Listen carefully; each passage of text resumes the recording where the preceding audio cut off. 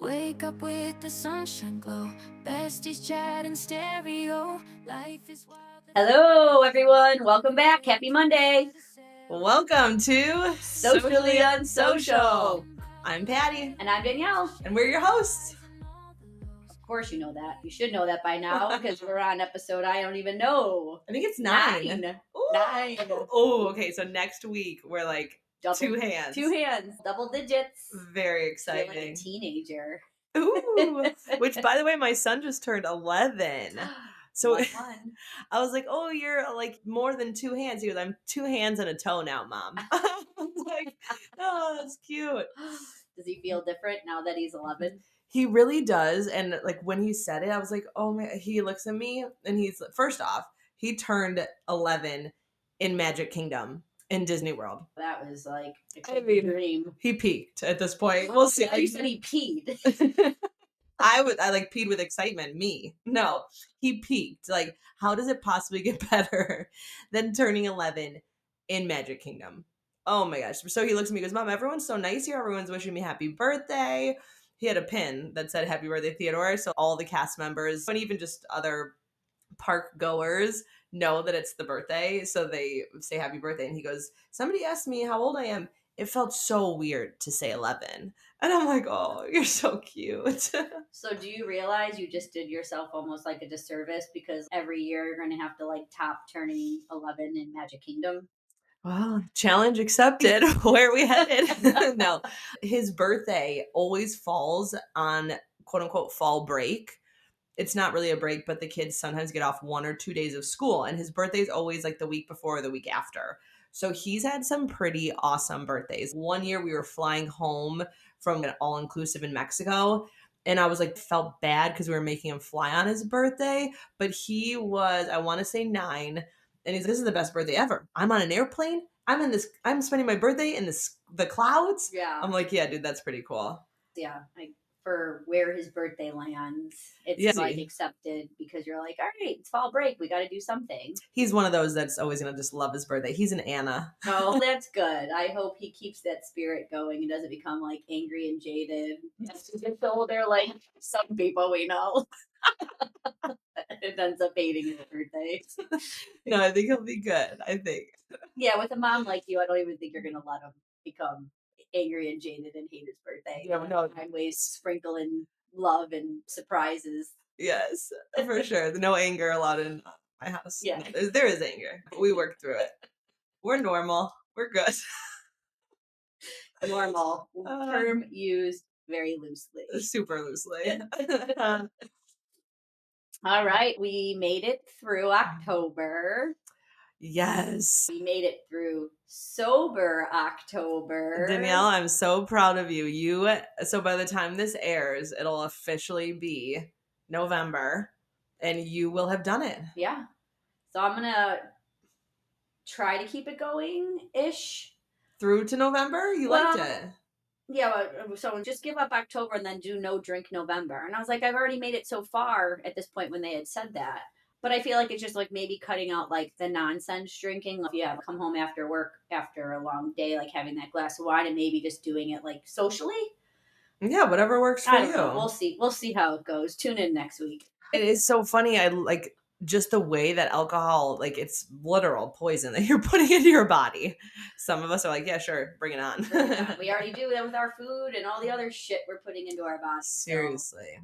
But I'm going to try these brews that keep popping up on my Facebook because they knew I was doing sober October clearly, and they are no alcohol and it's all vitamins. Again, our ashwagandha and all the other shit in there. And it's supposed to give you a body buzz and make you feel euphoric like alcohol does to most people.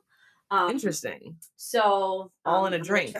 So I'm going to try that and see how that makes me feel because that might be a really great alternative. Is it breeze like the wind breeze? Or yeah, is it breeze? But I don't think it's spelled all that. It's BRZE. Okay. Yeah. So there's a bunch of stuff out there now that are mocktails. Some of it's really just freaking expensive, so it's just crazy. Some of it tastes horrible. I remember when I was pregnant, I was like, "We'll try this sparkling water or this." Horrible. Oh yeah, all bad. The alcohol-free wine, you're better off just drinking sparkling grape juice. Yeah, sugar water. Yeah. No thanks. No, thank you. I guess I could have made that my high, but That's a big it is high. a big high. But I feel like maybe people are over. All right, shut the fuck up. Let's talk about your sober October.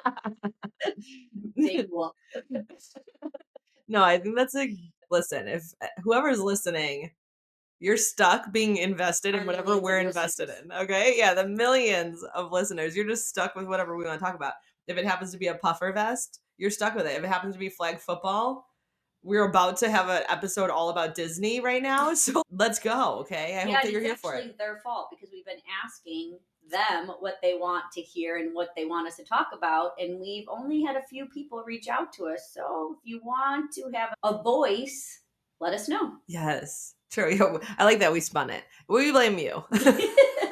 We blame you for our Isn't nonsense. that the way society works today? Seriously, I'm so It's never our fault. It's somebody else's fault. accountability is something Accountability, yeah. people do not know Yeah. how to take Everyone accountability. lacks accountability. I know it's funny. It is really hard. I think that there's like a level when you have to sit and be like, this is how I'm acting, and I have nobody to blame. I take accountability and say, I screwed up, or this was me, or you caught me in a bad moment. But a lot of people like to blame it. And I think it's hard because society allows for that. And it's hard to stand up and be the one person that's okay. Everybody else is going to do this, and everybody else gets to blame everybody else and give excuses and make it easy. But to stay true to yourself and to stand up and be like, I'm just going to do better. It's not easy. Yeah, it reminds me of the video I watched. They were talking about like conformity and the ability of people being able to think on their own. And I think they took 50 people and they were asking a question. It was like something as like simple as, okay, what is 2 plus 2? And it was set up for failure. So 49 of them were in on this experiment. So they were like 4 plus 4 is Oh, 5. So 49 people said 5. So by the time we got to the 50th person knew that 4 plus 4 or 2 plus 2 was 4, yeah. but because 49 people ahead of them said 5, that was their answer. Isn't that crazy? Yeah, that's sick. That's so sad. The pressure that you can feel being surrounded by idiots. Yeah, but they were also saying that's also like an eye opener to wake up because if your circle is full of all that negativity, you're going to be negative. If you fill Absolutely. yourself with a bunch of people who are positive, you're going to be positive. And like a simple, what do they call that? Like a research Research, study. yeah, Yeah. easily prove that. Absolutely. I totally agree with what you surround yourself with. That becomes, if you're constantly around complainers, isn't it hard to be joyful? I'm really lucky because I work in the fitness industry, and luckily people come to me for the most part wanting to do better, to be stronger, not just physically but mentally. So when you show up to the gym, when you show up to my class, you're probably ready to like level up and to, I don't know, arrive at your best self in for those 45 to 50 to an Right. hour. It's more conditioned to leave it at the door syndrome when Yes. you're doing that stuff, or at least try to. I'm in the right business because that is what I love. Like, I remember I've previously talked about how my kids were in speech therapy. So they were in early intervention, which meant that when I was a new mom and a stay at home mom, I would have these people from early intervention coming into my home. And we were in developmental therapy, occupational therapy, and speech therapy for my oldest. And when they would come, there was one. And I remember telling Mike, I was like, this is not good for me. When she arrives, she is just a complainer. How are you today? Oh, it's Ugh. always something. It's never just good. And I don't want anybody to ever fake it, then be like, oh, everything's great. But also, there's a time and a place. You're coming to my home to work with my child. I don't want to hear, you know what I'm saying? How Well, are especially you? children can feel that. They know, like they 100%. can, like they're. I don't want to compare them to dogs, but they say like the dogs and children like feel people's energies. They know the good people, the positive people. So you're now expecting this person to learn from or teach your person, and they're not going to want to. No, well, and not even just the kids, but I soak up that energy. And I'm not like a crazy like person who's, what's that called? You sage your home. Is that what it's called? Yeah. I like don't do that stuff, but I do believe in energy. And it's a transaction. When I meet you and I come in contact with you, you can either give me your poor energy or you can build me up and give me your strength and positivity. And it can happen with just the smallest acts. So we have to be so careful with the way that we show up and the way that we respond and the way that we focus on just in our interactions and our dealings with people. So I told him, I was like, I hate this. And then just anybody who comes into my home, especially coming into my home, like if I just meet you out in public, that's another thing. But if I'm Yeah, that's a inviting neutral space, so you want to be a dick. I can't control you there. But so my friend Shannon, the one that you took our cycle class together, years ago in one of her classes, she said, and I say this now all the time, and if you whoever's listening, if you take my class, you've probably heard me say it. You are responsible for the energy that you bring into this space. You are responsible. Nobody else makes you feel that way. Nobody else can affect it from this point forward. You're responsible. So no matter what's happened to you, your power's in how you respond to it and how you're going to take whatever happened to you. Then how do you then move forward and not affect the world around you in a negative way? And how do you just be responsible for your energy? Yeah, that's a saying I've been saying a lot. Like, you can't control the way people act to you, but you can control the way you respond to it. Mm-hmm. And it's so powerful because you can really keep yourself out of trouble that way, because fighting with someone who's going to enter your space and cloud your space, they're not going to hear you regardless of if you're coming from a place of love or a kind way. So it's just, okay, I'm just not going to let your bad day ruin my day. Exactly. It's so hard to do.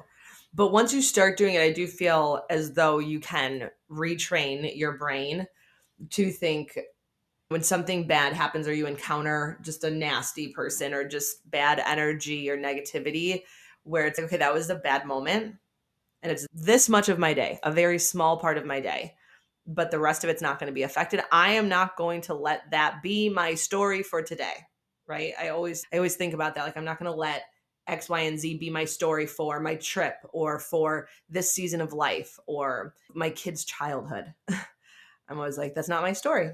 I'm not sticking with it. Yeah, and I think that what's been great, some of the feedback we've been getting too, because we do our highs and lows, that people been responding to that. And we did receive a message the other day that keep doing what we're doing and they love it.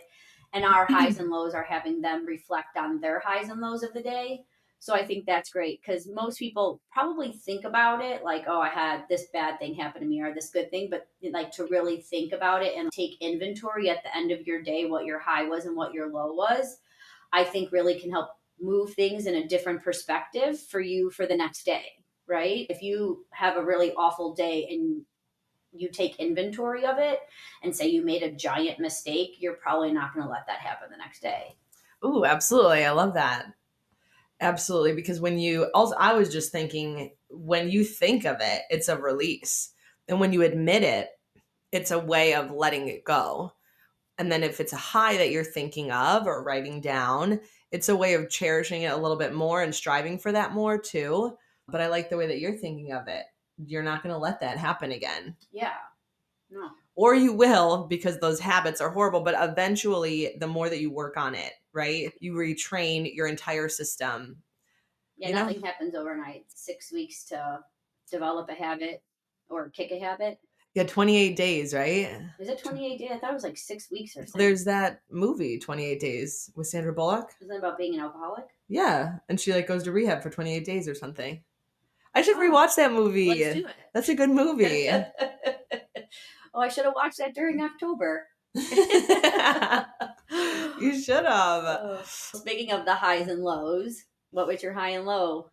Okay, so my high, obviously, if you heard me talk about how I'm about to go to Disney, or if you follow us on social media, you've seen me and my husband went to Disney World with the kids. Disney is the happiest place on earth. I am the happiest person on earth when I'm there. It's actually a roller coaster of emotions, because there's highs, there's sadness, there's meltdown city. I love it. I love the people watching. The bipolarness of going to Disney is just amazing. It's just all the things. You get scared. There's villains. There's a haunted mansion. But no, people watching in Disney, top tier. I don't know. You live in the city, so you get pretty good people watching. Yeah, no, I would, but I probably would get a kick out of watching. I feel like, yeah, that'd be good. Oh, it's amazing because it's people at their best, but also at their very worst. It's hot and you're walking more. It's like physically draining with these Yeah, you're lightning really passes. selling it to me. Sign me up. I'm gonna buy a plane ticket. This is my high, you guys. I don't care. I could be sweating and out of breath running from one ride to the next, but that is how I do Disney. Like I love it. I love it so much. It's so great. It's my marathon. It's like a Super Bowl. It's a whole It's the activity. whole thing. So it was just Disney in general was your high.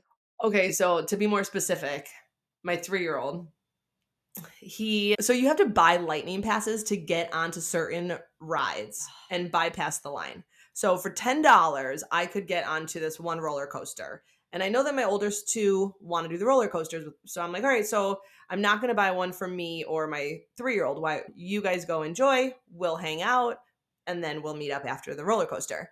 In a wild turn of events, Joseph loves roller coasters. That's awesome. It was And I figured amazing. by his personality, how could he not? You know what? I should have known.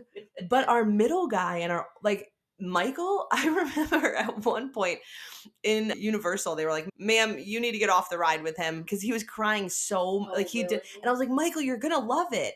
But he's just a very anxious roller coaster rider. So he has to work through it. And still he's 8 and he was anxious about these roller coasters. And I kept saying, look at Joseph. He's not scared. They wouldn't allow Joseph to go on if it was that scary. But yeah, so I wasn't expecting my 3-year-old to be like that because I just had Michael's whole growing up with roller coaster situations. So it was so cute. I should post the video of him. Oh, I saw that. Yeah. Oh my God. He was eyes lit up, so brave, loved his life. So that was definitely a high to watch your kids really enjoy it and embrace it, especially something that you thought might be scaring the shit out of them. And I feel like parents too will be like, do you see what's happening? You don't want to say it out loud because you don't want to jinx it. It's like when they're trying new food. Do you see my husband and I are never more proud than when our kids try new foods and we're just like, don't breathe, don't ruin the moment. Let's see if this lasts. Parenthood, man, it's crazy. Oh, wow, yeah. Oh my gosh. So what was your high? So my high and my low are mixed together. That is why. Talk about bipolar. Yeah. Again, we don't plan it. It just happens that way. So I am the auntie babysitter when my brother, especially when they go out of town. So they had a wedding. And so they went to California for the weekend. So they did. Helped piggyback with the in-laws to watch them. And it's easier for me to do overnights than it is for them. And they watch them during the week. I love it because you get to have sleepovers and you have the whole weekend and you just embrace it all, see it all. So that's the high of it all. But then the low of it is the patience. Especially, I feel like when you're a mom and you are with your kids constantly, you have routines and you have schedules and you're used to these things. And so they anticipate me being the fun one with no rules, no restrictions. They can get away with a little bit more, which they can, but also too, I have rules and I'm OCD and retentive about a lot of things. So it's also very hard for me. You don't say. Miss Pet Peeve Queen. You have rules, you have expectations. They can't eat around you, I bet. Oh. So the first night, so then I had ended up having my sister's kids too. So we had a big slumber party. So there were 5 kids, 4 boys, 1 girl. So I did a slumber party with the 3 smallest boys and we all laid on the couch and watched movies. And the 2 oldest was like, oh, we're just going to go up into Leah's room and sleep. And I was like, okay, cool. They eventually fell asleep. I checked in on them. I'm like, okay, I'm proud. Everyone now was finally sleeping. And a lot of the kids had trouble falling asleep because they had late naps. So we were up really late. I probably was up till 2 a.m. trying to get the last one to go to sleep. Oh my gosh. So finally get the last one to go to sleep. And then the other one wakes up because he had an accident. So there's no sleep happening for me. You have 5 kids. 5 kids. Yeah, no sleep. So then all of a sudden, I hear an alarm go off at 5 a.m. The 2 upstairs thought it would be funny, not funny. They wanted to set the alarm at to 5 a.m. because they wanted to get up and make everyone breakfast. At 5 a.m. So now I'm like, what the hell? So now they're calling me from upstairs, being like, hey, we're hungry. Can we come downstairs? And I was like, absolutely not. I literally They're just sleeping got down. these kids to sleep. Can you bring pretzels upstairs? I was like, I'm not getting up. One of you can come down and I will get you a bowl of pretzels. Oh my gosh. They go back upstairs. So now I'm up. And now I go to make coffee and there's no coffee creamer. So it was like, I didn't get my cup of coffee till almost like 9:30 that day, being up since 5 a.m. on I don't even know how many not hours of sleep I had.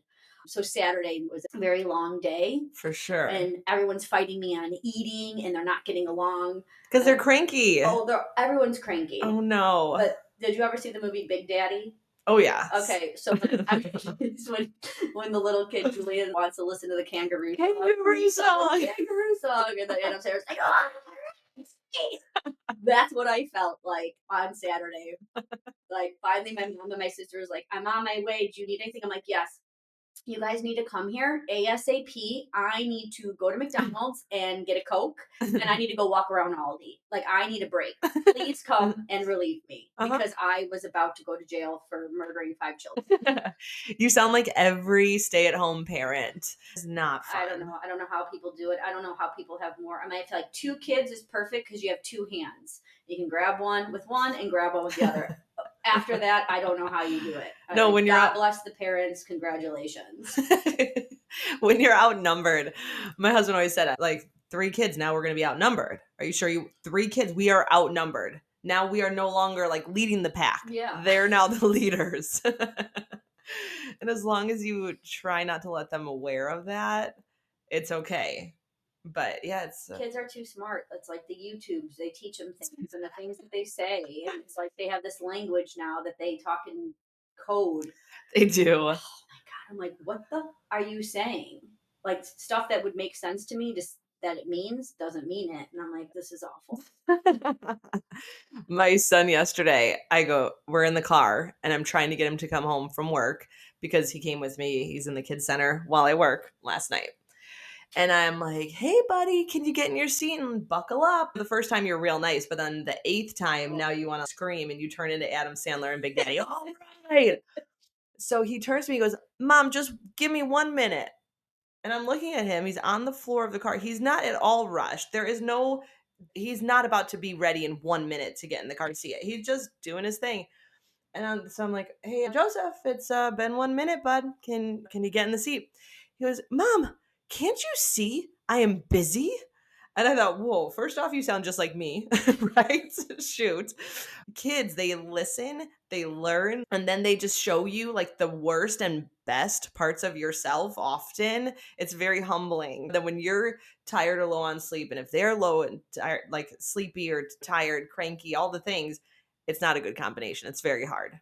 No, but not at all. But then in the aftermath, when they're like excited to see you and they're sad to see you go, but then it's okay, it was worth it. Because at that point, I'm like, I'm not doing this ever again. But then I'm like, nope, they're going to call me and I'm going to say yes because I love it. You know? And their memories, right? Like they might not remember every single thing that they did with you, but they're going to remember, remember when we were kids and we had all those sleepovers at Auntie Danielle's house or Dar, whatever they call you. That's going to be really special for them. And when I see it happening for my children, I'm like, oh, this is going to stick with them when they're in their late 30s. They're still going to remember those moments. I love seeing that because it really does shape your childhood for better or worse. Right. And all these moments that you're living, it's wild. Yeah, exactly. So that's a good little high-low. Yeah, I figured it was times you have a situation and to normalize that it could be the best part of your week, but also a very terrible part of your week. Totally. Absolutely. So was your low the combination Disney or did you have a lower low? Okay, no, the combination, like the fact that I was on the emotional roller coaster at Disney is still like a high. It rained at Disney and I said to my kids, I was like, you guys, I know it's raining and we have to walk around in our wet shoes. I said, but a rainy day at Disney still beats a sunny day at home. Did they roll their eyes at you? Oh, no, they're fully in. They are fully in. Did Mike roll his eyes at you? No, he was probably skipping I like next to me. The one I think you did. You made a video or a GIF of all of you guys with the two families Yeah. there, and Mike looked like he was really trying to get on board. First off, it was literally a 5-second clip, but I wanted to do like a transition reel, and he stood in the back. He slapped a smile on his face. He hates being on video. No, I know he's always such a good sport, but that's why every time you post something with Mike in it, all my attention goes to Mike because I just like to see like him try and like how he's gonna keep it together. That's like a love language. When you know that's your partner is into something. I love videos. I love silly reels. I love capturing and doing video montages of our vacation and stuff. So the fact that he'll allow it, it's not always easy. Like he literally, okay, this is actually like part of my low is that number one, my husband doesn't care about meeting characters. And my kids, unfortunately, don't either. So I'm the only one now. No, Joseph probably would love it. And I have to be honest, in a few months ago, they were still into it. This trip, for whatever reason, maybe because there was too many roller coasters and too much excitement elsewhere. But yeah, I really wanted to meet Mickey Mouse and I really wanted to meet Minnie. And I feel like when How the kids. many times have you met Mickey and Minnie? It's not never. like it was your first time. No, it never gets old though.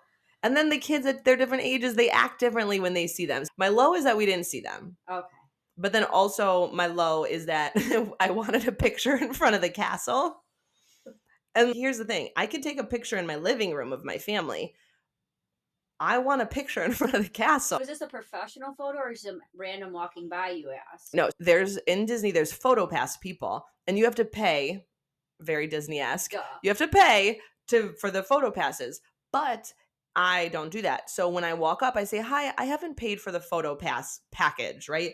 Here's my phone. Do you mind taking a few shots of my phone? And they're so nice. Normally, they'll do great photos. Yeah, under their breath, they're like, you're a cheap ass. Sure. No. That's why they didn't give you the castle. I know. So also, I have 3 boys, and one blinks, one's not smiling, one's not looking. And then Joseph, he's 3. So enough said there.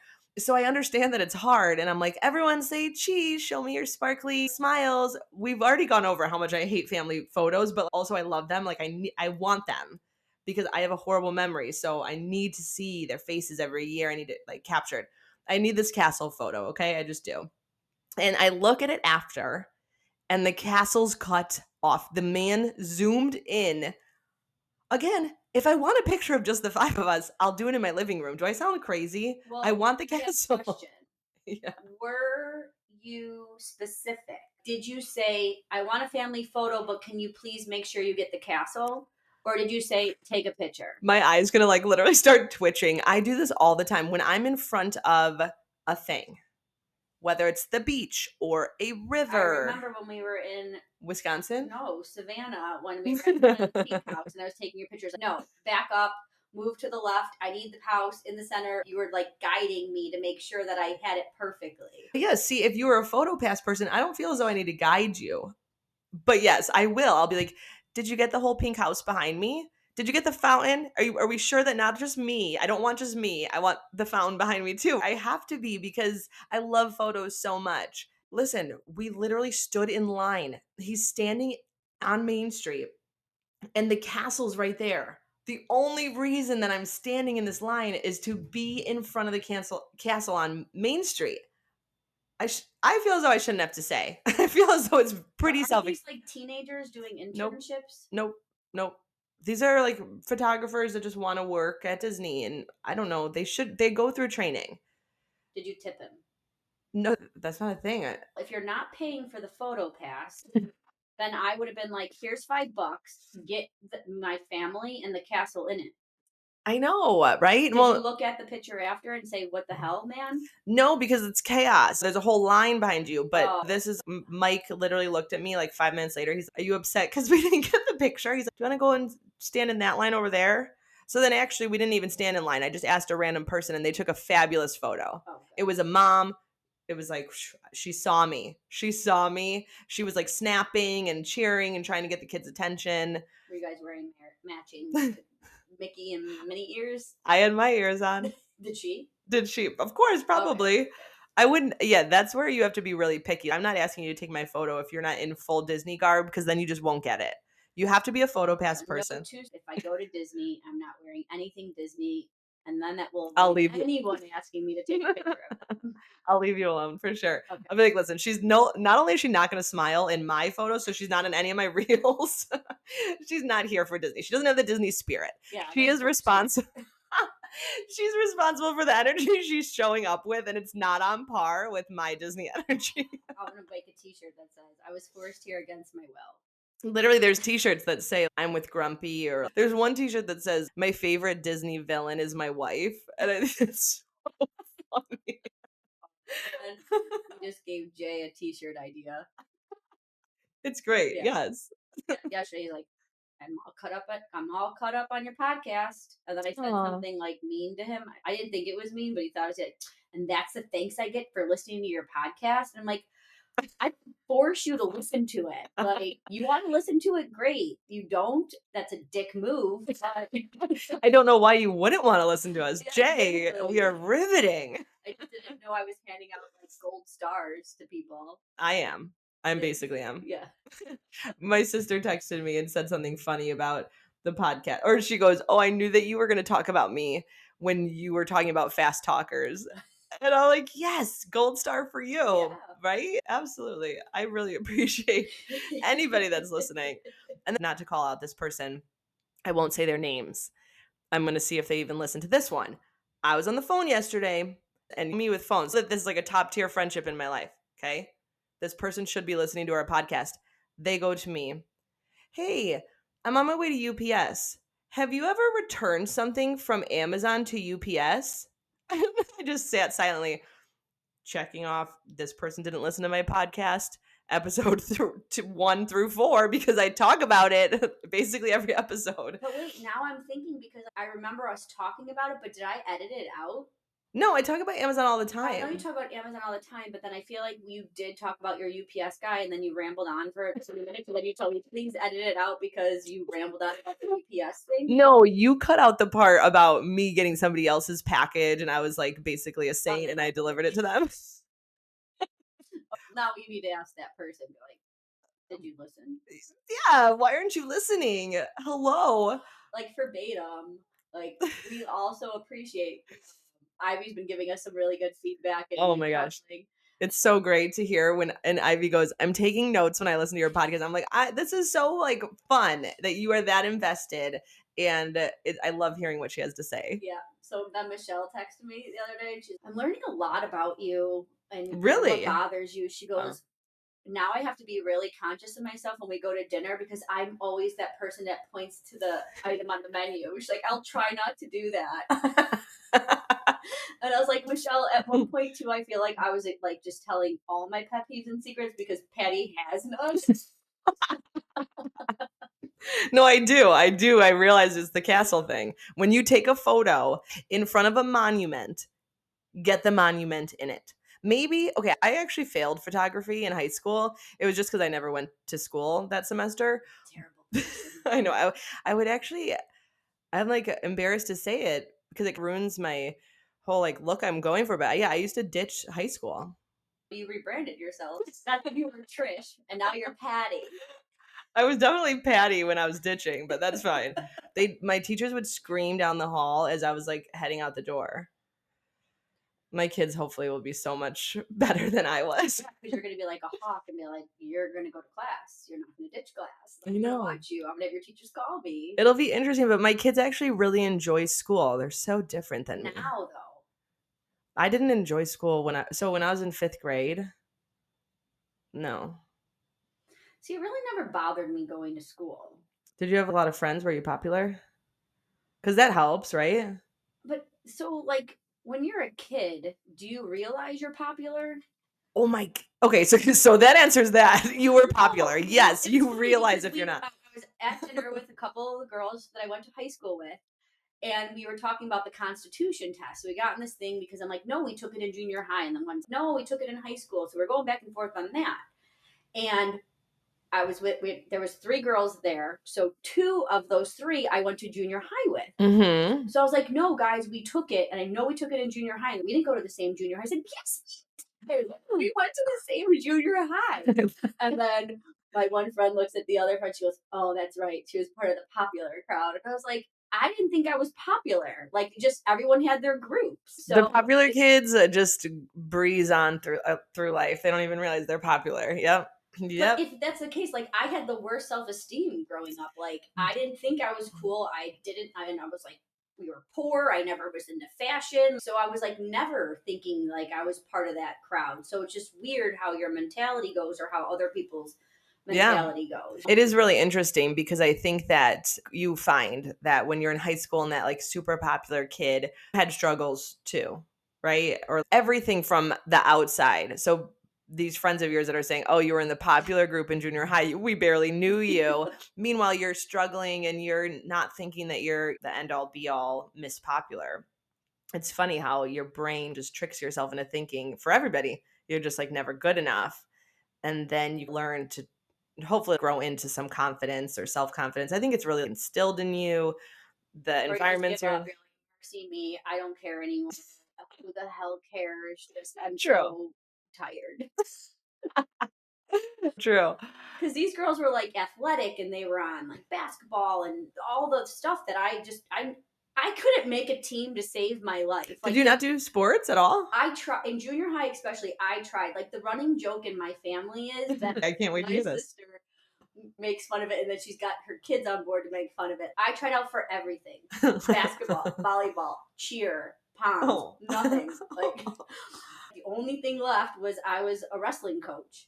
I was the assistant. I would travel with the wrestling team. I would take scores. I learned a lot about wrestling. Yeah, that's all I had left to do. I wanted to be a part of something. Okay. No one would let me on the team, and that's what I did. Here, I thought you were about to say chess club. Okay. We didn't even have that, I don't think. Wrestling? Not, but you didn't make the team, so you were just a coach? No, like, there was a guys wrestling. So you did guys wrestling? There's You no coached? girls wrestling in junior high. What were you doing as a guys wrestling coach? Like, that's usually the assistant. You were like the team. You would make sure all the guys had all their equipment when you traveled, they had the water, and then you would write down the score. Did you get paid for this? No, What? you're in junior high. It's just I was trying to like fill my resume, like, Okay. I'm a team player. I know. I guess we need to like deep dive with Dominique on this. I was part of I got to be in the wrestling photo as the team photo.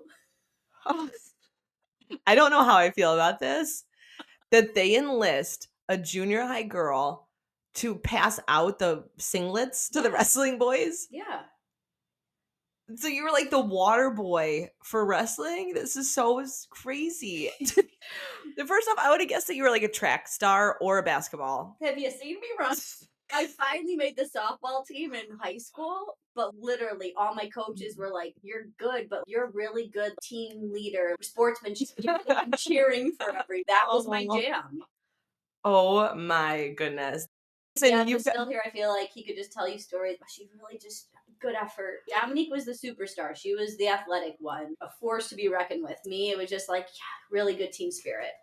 That is so funny. I did not know that about you. And when we did our co-ed softball league, I knew that Dominique was good.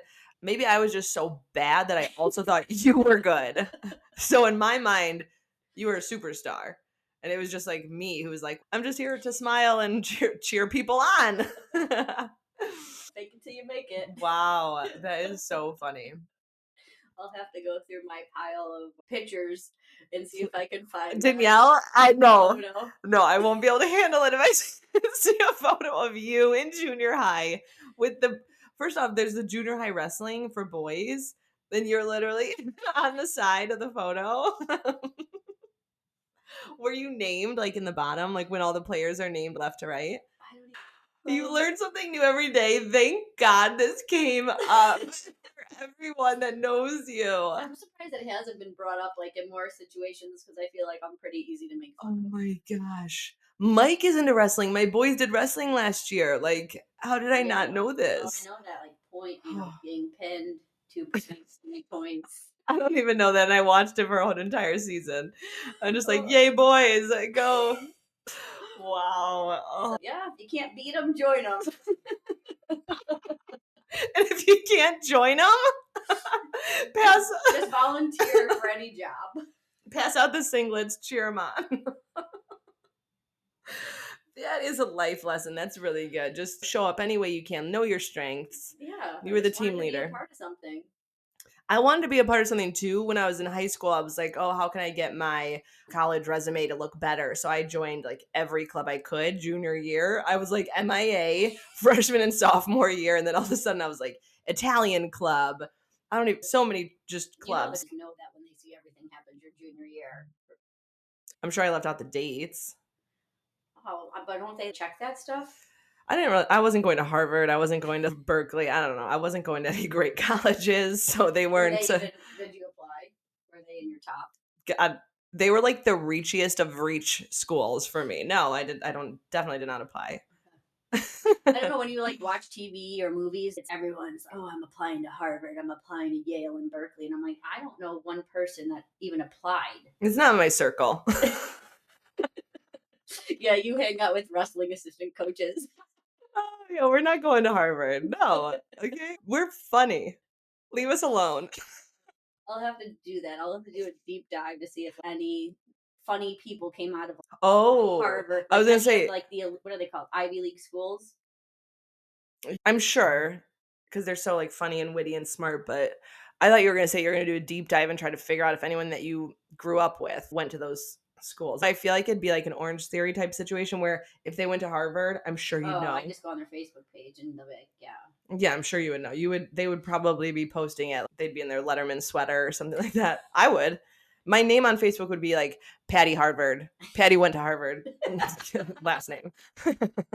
Are you kidding me? I'd be so proud. Oh man. Oh my god. Okay. Is there something about all of our listeners that you find funny about yourself that you did in your past? Let us know. We won't make fun of you on the next episode, but Yes, we will. make me feel like I'm not alone. And we might. If you give us permission, we will absolutely make fun of you and bring it up on the next. Hey, if what you tell us is good enough and embarrassing enough and makes us laugh hard enough, you could be one of our first guests.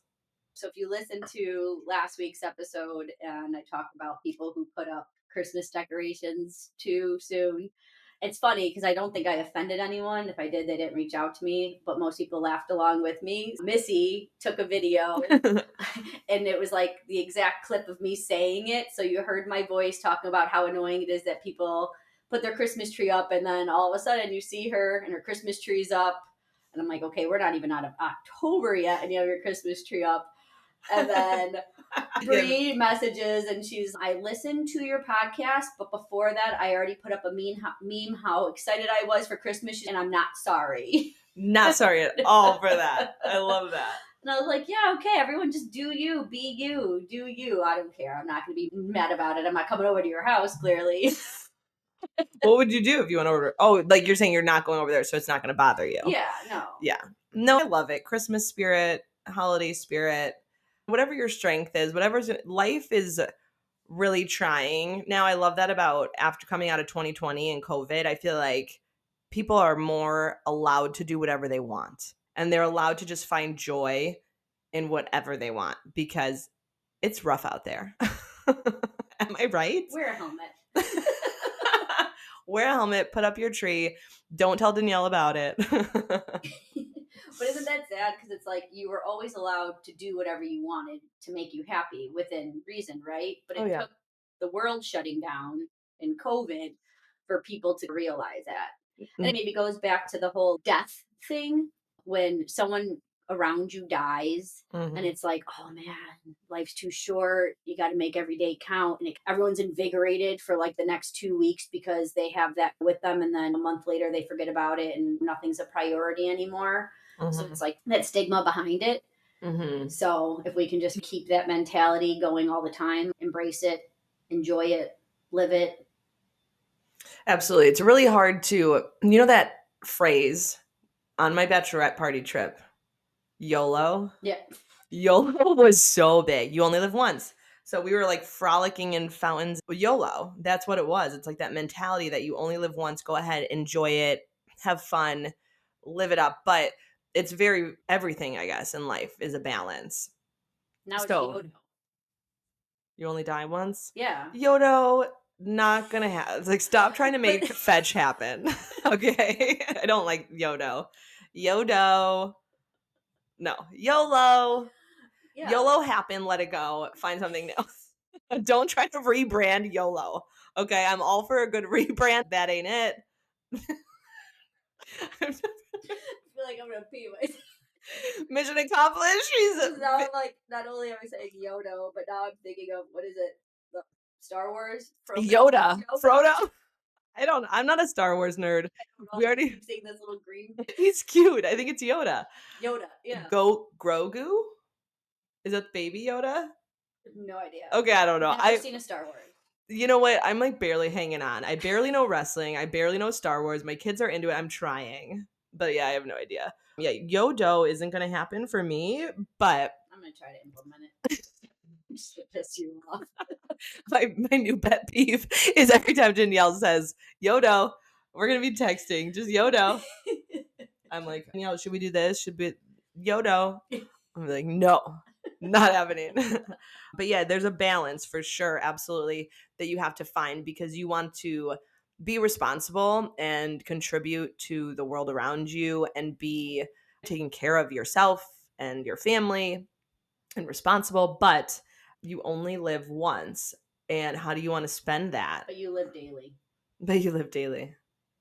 Yeah, and you got to live with yourself at the end of the day. So just the choices that you make. I think that the YOLO mentality for me is more of go after your goals. After losing somebody significantly in your life and looking at maybe the way that they lived their life, that kind of allows you to think differently and to say, okay, so this isn't infinite. Everything's temporary. And the things I'm scared of. So going through COVID and the way that maybe you cared about things prior to, and it takes COVID, it takes a death of somebody that you care about. It takes a midlife crisis. It takes maybe an age on a happy birthday cake, whatever it takes for you to sit there and be like, okay, these are the things I want. Life's moving by so quick. Do I care enough about these things to go after it? Or am I going to just sit back and be afraid and just kind of put it off? So I think I know the answer to this question, but I'm gonna ask it anyways. Mm-hmm. If you were to die today and you knew you were dying, so you're on your deathbed, would you have any regrets or large regrets? Or something you wish you would have done or done differently? Yeah, I think I'm working on that Okay. now, seeing that like I've always wanted to like write more. And that's just a thing that's been in me. And that's something on my mind all the time. There's like little goals, little dreams, taking care of my family, making sure my kids are safe and secure, trying every day. Because I do know that when I'm on my deathbed, am I going to be, I think as a parent as well, like when you're on your deathbed, you want to know that your people are going to be taken care of when you're gone. Right. You want your people to be happy. So those are really the things. A few goals that I have that I still want to do that I haven't done yet. Would you be happy with the person you are? Wouldn't you be happy? I think so. I'm trying, right? No, that's what I'm saying. But I feel like a lot of people, if you were to ask them that question and they really dug deep, they would be like, no, I'm not happy with the person I am or I was, or I did too much of this when I should have done more of that. Mm-hmm. Like the reflection. When I feel like some people reflect when it's way too late. Exactly. So if you can reflect now and like just small changes. Mm-hmm. But I feel like whenever I'm having like that week where I'm like thinking everything's to shit or whatever, even kick yourself off the pedestal every once in a while when you're having a good week. Knowing like not every week's like this, and okay, am I happy with how this went? And again, going back to being like, okay, what can I change to make it better? Or knowing that if I did die today, like what did there's just like silly things that I think about. Like when I was leaving the house today, I'm like, oh shit, I didn't say, goodbye to Jay. I just left. He was so, passed out that I didn't want to wake him. But I'm like, oh, like just funny the way my brain works. I'm like, God forbid something happens to me. Granted, we weren't fighting last night. We went to bed on good terms. But when you do something like that, like if you were fighting the night before and then, I don't know, just the weird things that go through my head. Absolutely. I think that comes from the fact that you've lost great people in your life, is that it's always more so on the forefront of your brain, that what if factor. I think that my life is so chaotic that when I'm lucky if I get out the door, let alone if I remember to like say goodbye to everybody. But no, we're just in that season of life with our kids. But absolutely, there's every single day, if you can take inventory, or every week, whatever it is, we get to sit down with our podcast, and before we usually go live on and record, we do like our vent session and our catch up session. We do it throughout the week too. And it's so important to have somebody, or to journal, or to just ask yourself internally all the time, I don't do it enough. Are you happy with the way that you've shown up for yourself? Are you proud for your people? Are you being who you want to be? Truly.